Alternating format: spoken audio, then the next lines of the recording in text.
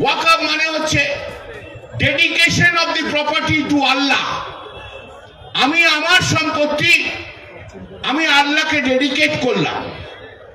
আমি যে মুহূর্তে ডেডিকেট করে দিলাম, সেই সম্পত্তির মালিক আমি নই, সম্পত্তির মালিক হচ্ছে আল্লাহ। আমি এখান থেকে দাবি করছি, ভিসা 100% স্টপ করুন, এক্সপোর্ট ইম্পোর্ট পারমিট ইস্যু করা বন্ধ করুন, বাকিটা আমরা বর্ডারে করব সোমবার থেকে। বাংলার মানুষের সামনে রাজনীতির ধর্মীয় মেরুকরণটা আরো সুস্পষ্ট করে দিল তৃণমূল কংগ্রেস। বাংলাদেশে কি কাণ্ড ঘটছে আপনারা সবাই জানেন। হিন্দুদের ওপর কি চরম অত্যাচার নেমে এসছে ইউনূস প্রশাসনের হাত ধরে। গতকালও 10টা জায়গায় হিন্দুদের বাড়ি ঘর মন্দির ভাঙচুর হয়েছে। বাংলাদেশকে জাতিসংঘে রাষ্ট্রসংঘে কৈফিয়ত দিতে হচ্ছে, মিথ্যা কৈফিয়ত। আর এদিকে আমাদের রাজ্যেও কিন্তু বাংলাদেশে হিন্দুদের উপর এই অত্যাচার নিয়ে আন্দোলন শুরু হয়েছে। গতকালের পর আজকেও হিন্দু সনাতনীদের মিছিল এই বাংলার মানুষ দেখতে পেয়েছে এবং সেখানে বিজেপি নেতাদের উপস্থিতি দেখা গেছে। আর অন্যদিকে 30% মুসলিম ভোটের জন্য মমতা বন্দ্যোপাধ্যায় তৃণমূল ঠিক একইভাবে মুসলিমদের তোষণ করার জন্য, খুশি করার জন্য ওয়াকফ বিল, যে ওয়াকফ বিল এসছে একেবারে লোকসভাতে রাজ্যসভাতে, সেই ওয়াকফ বিলের হয়ে মুসলিমদের হয়ে সমাবেশ করছে তৃণমূল কংগ্রেস। ধর্মীয় মেরুকরণ একেবারে স্পষ্ট। আর কি কি হলো, কেন এত বড় কথা বলছি, সবটা দেখাবো আপনাদের। এই প্রতিবেদন শেষ অবধি দেখুন। আমি মানব, দ্য নিউজ বাংলায় আপনাদের স্বাগত জানাচ্ছি। একদিকে ওয়াকফ বিল নিয়ে তৃণমূল মুসলিমদের নিয়ে সমাবেশ করছে, আর অন্যদিকে বিজেপির তরফ থেকে বাংলাদেশে যে হিন্দুদের উপর অত্যাচার নামিয়ে আনা হয়েছে, চরম অত্যাচার, তার বিরুদ্ধে মিছিল চলছে। গতকালের পর আজকেও সনাতনীদের মিছিল যাদবপুরে, সেখানে রাজ্যের বিরোধী দলনেতা অংশগ্রহণ করেছেন এবং তৃণমূলের তরফ থেকে গতকাল রাজ্যের মন্ত্রী সিদ্দিকুল্লাহ চৌধুরী ওয়াকফ বিলের বিরুদ্ধে বড় সমাবেশ করেছেন ধর্মতলাতে। আজকে তৃণমূলের পার্টির তরফ থেকে সমাবেশ। কল্যাণ বন্দ্যোপাধ্যায় কি বলছেন আল্লাহর সম্পত্তি নিয়ে, ছোট্ট করে শুনে নিন একবার। চোখকে বন্ধ করে অন্ধ হয়ে কখনো কোনো জিনিস দেখা যায় না। আজ যদি মোদীজি আপনি অন্ধ হয়ে যেতে চান, ভারতবর্ষের সংবিধানকে আপনি সম্মান দেন না, ভারতবর্ষের সংবিধানকে বোঝার মতো ক্ষমতা আপনার নেই। ওয়াকফটা কি? হোয়াট ইজ ওয়াকফ? এই প্রশ্ন আপনারা যারা ওয়াকফ করেছেন তারা অনেক জানে, কিন্তু যারা ওয়াকফ সম্বন্ধে যারা ধারণা নেই তাদেরকেও তো জানতে হবে হোয়াট ইজ ওয়াকফ। ওয়াকফ মানে হচ্ছে dedication of the property to Allah. আমি আমার সম্পত্তি আমি আল্লাহকে ডেডিকেট করলাম। আমি যে মুহূর্তে ডেডিকেট করে দিলাম, সেই সম্পত্তির মালিক আমি নই, সম্পত্তির মালিক হচ্ছে আল্লাহ। আর আইন কি বলছে? আইন একটা সিস্টেম তৈরি করে দিয়েছে।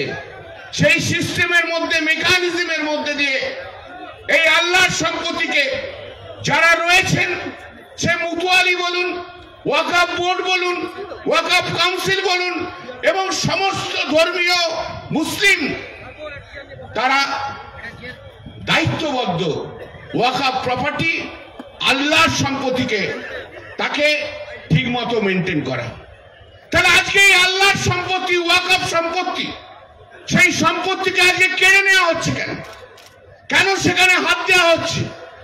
সেটা কি সংবিধান সম্মত না সংবিধান বহির্ভূত? ওয়াকফ বিল, যদি ওয়াকফ বোর্ড মনে করে আপনার বাড়িটা ওয়াকফ বোর্ডের হয়ে যাবে, মুসলিমদের হয়ে যাবে, একবার শুধু বলে দেওয়া যে আপনার বাড়িটা তাদের, ওয়াকফ বোর্ডের, আপনার আর কিচ্ছু করার ক্ষমতা নেই। তাদের হাতে কাগজপত্র আছে কি নেই বড় কথা নয়, তাদের হাতে প্রমাণপত্র আছে কি নেই বড় কথা নয়। একবার যদি বলে দেয় আপনার বাড়িটা ওয়াকফ বোর্ডের সম্পত্তি, আপনার বাড়িটা ওয়াকফ বোর্ডের সম্পত্তি, আপনি কোনো আদালতে যেতে পারবেন না। কি অবিশ্বাস্য ব্যাপার! আমাদের দেশে জওহরলাল নেহেরু, তার অবদান, যে কটা অভিশাপ জওহরলাল নেহেরুর হাত ধরে আমাদের সংবিধানে ঢুকে আছে একেবারে চরমতম অভিশাপ হিসাবে, সেই একটাকেও পরিবর্তন করতে দেবে না তৃণমূল কংগ্রেস। ভাবুন একবার, ওয়াকফ বোর্ড যদি বলে দেয় আপনার বাড়িটা ওয়াকফ বোর্ডের, তাহলে আপনি কোনো আদালতে যেতে পারবেন না। সেই বিল সংশোধনী এনেছে এতদিন পর, স্বাধীনতার ৭৭ বছর পর বিজেপি মোদী সরকার, আর শুধুমাত্র নিজেদের সংকীর্ণ স্বার্থে, গদির স্বার্থে ৩০% মুসলিম ভোটের জন্য কংগ্রেস এবং তৃণমূল কংগ্রেস এই বিলের বিরোধিতা করছে। কারণ তারা জানে, কারণ হিন্দু বাঙালিদের কোনো দিন চৈতন্য হবে না।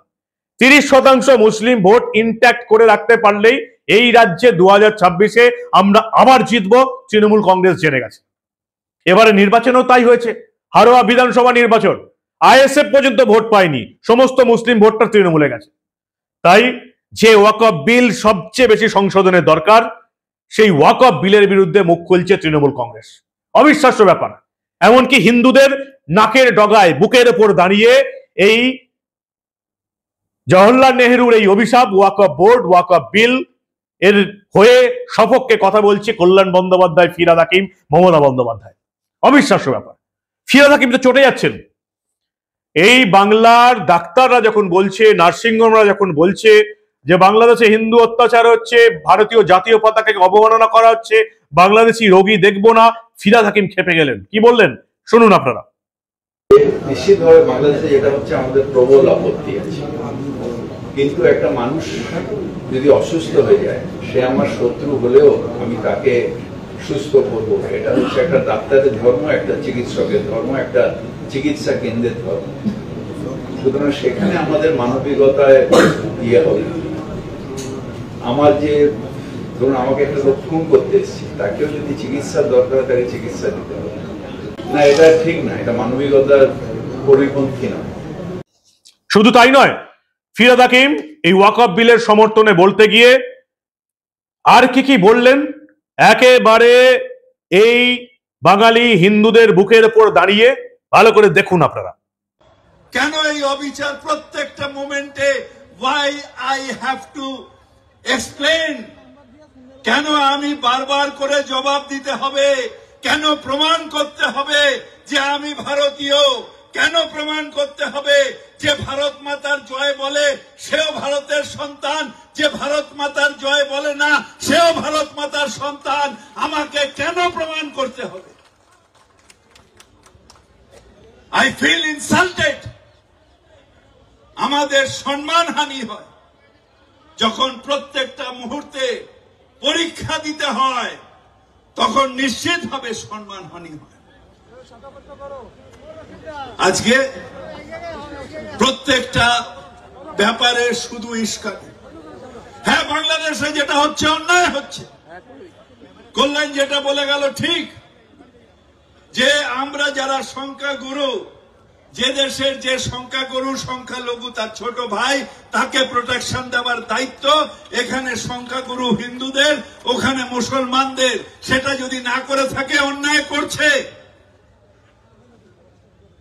কিন্তু তার মানে এই নয় যে আজকে বিজেপি বর্ডারে গিয়ে উস্কানি দেবে, আজকে ওইখানে থেকে বাংলাদেশে যেটা হচ্ছে সেটা নিয়ে কমিউনাল ফিলিংস তৈরি করবেন না।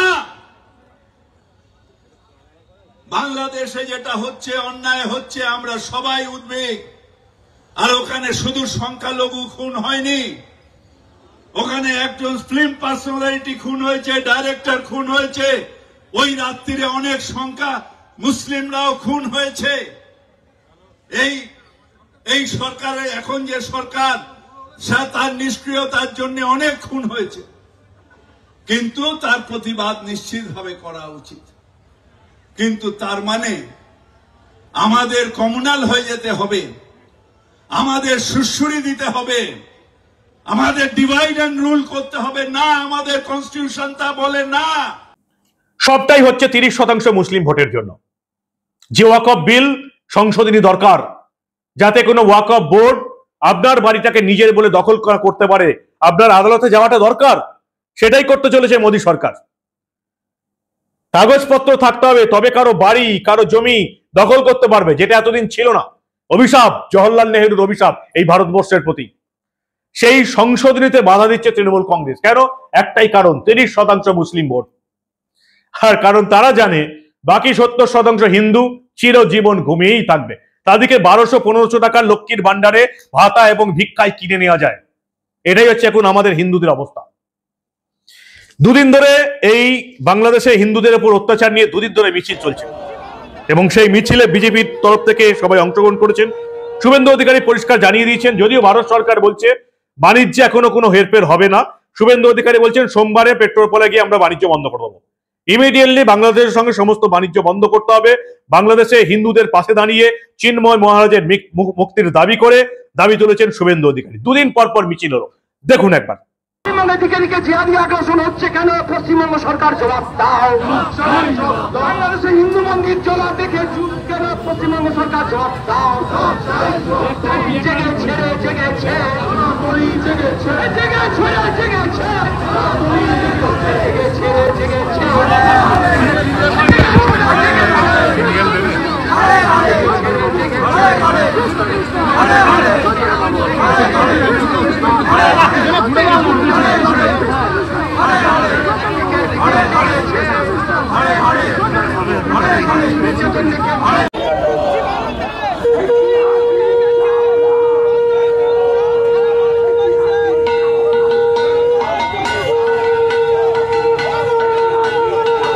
আমি এখান থেকে দাবি করছি ভিসা 100% স্টপ করুন। আমরা প্রয়োজন হলে একদিন অপেক্ষা করে ভিসা দপ্তরেও যাব, এখানে ভিসা সেন্টারে। স্টপ ভিসা দেওয়া বন্ধ করুন completely. Export import permit issue করা বন্ধ করুন। বাকিটা আমরা বর্ডারে করব সোমবার থেকে। বলে দিলাম, চিন্ময় কৃষ্ণ প্রভুকে নিঃশর্ত মুক্তি, হিন্দুদের উপর আক্রমণ, মন্দির ভাঙা বন্ধ করুন। আর এই ধরনের এই নাবালকদের, যাদের আপনারা ওখানে তত্ত্বাবধায়ক সরকারে বসিয়েছেন, এই নাবালক যারা মন্ত্রীর পদমর্যাদায়, তাদের এই ধরনের ভারত বিরোধী কথা বলা বন্ধ করুন। আর চিকিৎসা নেওয়ার জন্য করাচি আর লাহোরে যান, এখানে আসবেন না, পরিষ্কার বলে দিতে চাই আমরা। একটা দেশ ভাগ হলো, ভারত থেকে পাকিস্তান এবং পূর্ব পাকিস্তান বেরোলো, ধর্মের ভিত্তিতে দেশ ভাগ হলো। মুসলিমদের জন্য মোহাম্মদ আলী জিন্নাহ আলাদা দেশ করলেন, পাকিস্তান এবং পূর্ব পাকিস্তান। আর আমার দেশটা হয়ে গেল কি ধর্মনিরপেক্ষ, ধর্মশালা হয়ে গেল। আজকে ফিরহাদ হাকিম এবং কল্যাণ বন্দ্যোপাধ্যায় বলছেন বাংলাদেশ বা পাকিস্তানের সংবিধানে ধর্ম নিরপেক্ষতা শব্দটা নেই। তারা এটাই বোঝাতে চাইলেন যে বাংলাদেশ বা পাকিস্তানে হিন্দুদের উপর অত্যাচারটা খুব স্বাভাবিক ঘটনা, কারণ তারা তো ধর্ম নিরপেক্ষতা নয়, ধর্ম নিরপেক্ষ দেশ নয়। আমাদের দেশ ধর্ম নিরপেক্ষ দেশ, তাই আমাদের দেশে এরকম মিছিল করা যাবে না, বাংলাদেশের হিন্দুদের সমর্থনে মিছিল করা যাবে না এই কলকাতায়, এটাই বোঝাতে চাইলেন। দুদিন ধরে মিছিল চলছে এই বাংলায়। বাংলাদেশে হিন্দু সনাতনীদের জাগরণ ঘটেছে, এই বাংলাতেও একই কাণ্ড।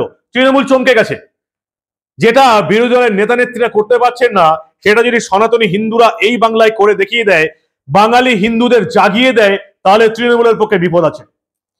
কারণ 70% হিন্দু ভোট যদি বুঝে যায় যে মমতা বন্দ্যোপাধ্যায় কিভাবে তোষণ নীতি নিয়ে চলছে, মুসলিমদের খুশি করে চলছে 30% ভোটের জন্য, তার জন্য বাংলাদেশি অনুপ্রবেশকারীদের এই দেশের বাসিন্দা বানিয়ে দিচ্ছে, তাদেরকে ভোটার কার্ড, আধার কার্ড, প্যান কার্ড তৈরি করে পাসপোর্ট তৈরি করে দিচ্ছে। আজকেও পার্ক স্ট্রিট থেকে একজন ধরা পড়েছে, আসল্লাম সেলিম মাতব্বর, হিন্দুদের ছদ্মবেশে এই রাজ্যে রয়ে গেছে।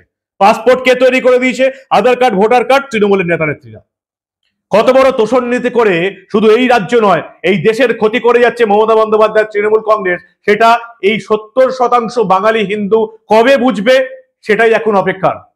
যতই জাগরণ হবে, গত দুদিন ধরে এই বাংলায় মিছিল চলছে, মমতা বন্দ্যোপাধ্যায় ভয় পেয়েছে, তৃণমূল কংগ্রেস ভয় পেয়েছে যে বিরোধী নেতারা, বিজেপির নেতারা যেটা পারছে না, সেটা যদি হিন্দু বাঙালিরা, সনাতনীরা যদি এই রাজ্যে জাগরণ এনে দেয় বাংলাদেশের মতন কোন এক চিন্ময় মহাপ্রভুর হাত ধরে, তাহলে কিন্তু বিপদ, তাহলে তৃণমূলের গদি নিয়ে টানাটানি হবে। আর সেই গদি বজায় রাখতে আজকে কল্যাণ বন্দ্যোপাধ্যায়, ফিরহাদ হাকিম, মমতা বন্দ্যোপাধ্যায়, তৃণমূল কংগ্রেস 30% মুসলিমকে সংরক্ষণ, 30% মুসলিমকে সন্তুষ্ট করার জন্য ওয়াকফ বিলের বিরোধিতা শুরু করলো।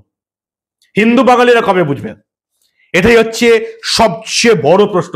কিন্তু বাংলার রাজনীতি আজকে দেখছে স্পষ্ট মেরুকরণ, হিন্দু বনাম মুসলিম। এবং মমতা বন্দ্যোপাধ্যায়ের তৃণমূল বুঝেই গেছে 30% মুসলিম ভোট যদি ইন্ট্যাক্ট রাখতে পারে, আমরা হেসে খেলে জিতবো 2026-এ। কারণ 70% হিন্দু বাঙালি লক্ষ্মীর ভান্ডার, ভাতার ভান্ডারে খুশি। সরকারি শিক্ষা ব্যবস্থা শেষ করে দিয়েছি, শিক্ষা ব্যবস্থা যেহেতু নেই, রাজ্যে বেকার সমস্যা বেশি, বেকাররা তৃণমূল নেতা শাসক দলের নেতাদের পেছন পেছন ঘুরছে এবং ভোট চাইছে। এতে এই রাজ্যের এবং দেশের কত বড় ক্ষতি হয়ে যাচ্ছে তা মূর্খ বাঙালি হিন্দুদের বোঝার ক্ষমতাই নেই। এরা বুঝতে পারবে যেদিন বাংলাদেশের মতন পালাতে হবে, উড়িষ্যায় পালাতে হবে, দক্ষিণ ভারতে পালাতে হবে, ইরান থেকে পালাতে হয়েছে, পাকিস্তান থেকে পালাতে হয়েছে, বাংলাদেশ থেকে পালাতে হয়েছে। বাংলাদেশ 27-28% হিন্দু এখন 3 থেকে 4% এসে গেছে। এদের তবু চৈতন্য হয়নি, শিক্ষা হয়নি। বাঙালি হিন্দুদের চৈতন্য এত সহজে হয় না। স্বয়ং শ্রীকৃষ্ণকেও গোটা গীতা শোনাতে হয়েছিল অর্জুনকে, তবে যুদ্ধ আরম্ভ করতে পেরেছিল। আমরা তো কোনো সাধারণ মানুষ মাত্র। সম্পূর্ণ ধর্মীয় মেরুকরণ হয়েছে বাংলার রাজনীতিতে। ওয়াকফ বিলের পেছনে সমর্থন মমতা বন্দ্যোপাধ্যায় দিয়ে যাচ্ছেন, তার মন্ত্রীরা ফিরহাদ হাকিম, সিদ্দিকুল্লাহ চৌধুরী, ইউনূস সরকারের পাশে দাঁড়াচ্ছে লজ্জাজনক ভাবে। তবু আমাদের কোনোদিন চৈতন্য হবে না। কি বলেন আপনারা? আপনাদের মূল্যবান এবং গুরুত্বপূর্ণ মতামত জানান দা নিউজ বাংলার কমেন্ট সেকশনে। আর দেখতে থাকুন দা নিউজ বাংলা। আমরা বাংলা রাজনীতির এই ধরনের সোজা সাপটা খবর চেপে রাখতে দেব না।